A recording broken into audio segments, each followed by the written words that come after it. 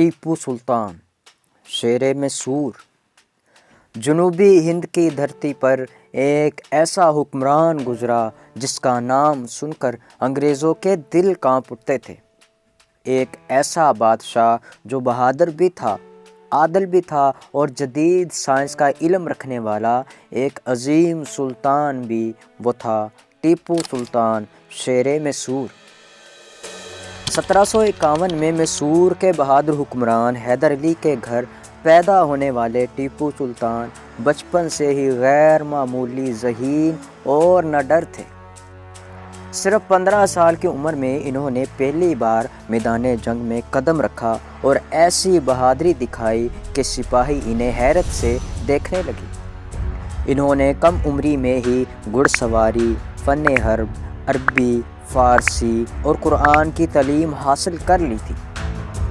1782 میں حیدر علی کے انتقال کے بعد ٹیپو سلطان نے حکومت سنبھالی، لیکن وہ عام بادشاہ نہیں تھے، وہ ایک ایسے حکمران تھے جو دین سے محبت کرتے تھے، قرآن کی تلاوت روزانہ کرتے تھے اور اپنے سکے پر خادم دین کا لقب لکھواتے تھے۔ ان کے ہر حکم میں دین، انصاف اور انسانیت کی خوشبو محسوس ہوتی تھی۔ مسور کی ترقی میں ٹیپو سلطان نے حیران کن انقلاب برپا کر دیا۔ انہوں نے صنعت و تجارت کو اس قدر آگے بڑھایا کہ مسور ہندوستان کے امیر ترین علاقوں میں شمار ہونے لگا۔ ریشم، کپڑے، اسلحہ سازی اور دھات سازی پر ٹائیگر مارک لگا کر باقاعدہ ایک حکومتی برانڈ بنایا، جو اس دور میں ایک انقلابی سوچ تھی۔ سائنس اور ٹیکنالوجی میں بھی ٹیپو سلطان نے دنیا کو حیران کر دیا۔ دنیا کے پہلے لوہے کے خول والے جنگی میزائل انہی کے دور میں مسور نے تیار کیے۔ یہ میزائل 2 کلومیٹر سے زیادہ دور تک رینج رکھتے تھے۔ انگریز ان میزائلوں کو ٹیریفائنگ ٹیکنالوجی کہتے تھے۔ بعد میں انہی میزائلوں کی نقل کر کے انگریزوں نے کنٹریو راکٹس بنائے۔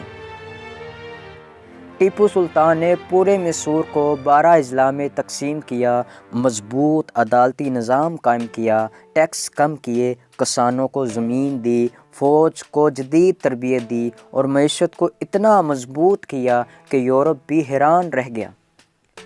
انگریز مانتے تھے کہ 18ویں صدی میں ہندوستان کی سب سے بہترین اور منظم فوج ٹیپو سلطان کی تھی۔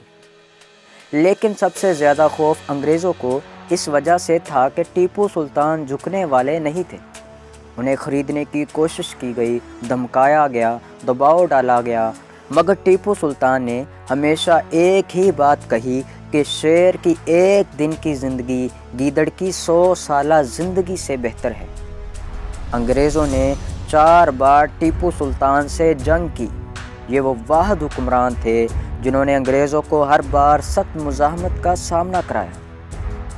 حتیٰ کہ لندن کی پارلیمنٹ میں ان کے خلاف خصوصی اجلاس بلائے جاتے تھے۔ انہیں the most dangerous enemy in India کہا جاتا تھا۔ آخر کار 1799 میں جب انگریزوں نے حیدرآباد اور مراٹھوں کو ساتھ ملا کر مسور پر بڑا حملہ کیا تو شہر کا محاصرہ کر لیا گیا۔ قلعہ ٹوٹ رہا تھا مگر سلطان کا حوصلہ نہیں ٹوٹا۔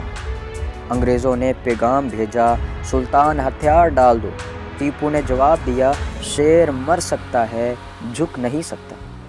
4 مئی 1799 کی شام میدان جنگ میں گھنٹوں لڑنے کے بعد ٹیپو سلطان شہید ہو گئے۔ جب انگریزوں نے ان کی لاش دیکھی تو ان کے ہاتھ میں تلوار تھی اور جسم دشمنوں سے گھرا ہوا تھا۔ ایک انگریز جنرل نے اعتراف کیا، آج ہندوستان کی آزادی کا سب سے بڑا محافظ ختم ہو گیا۔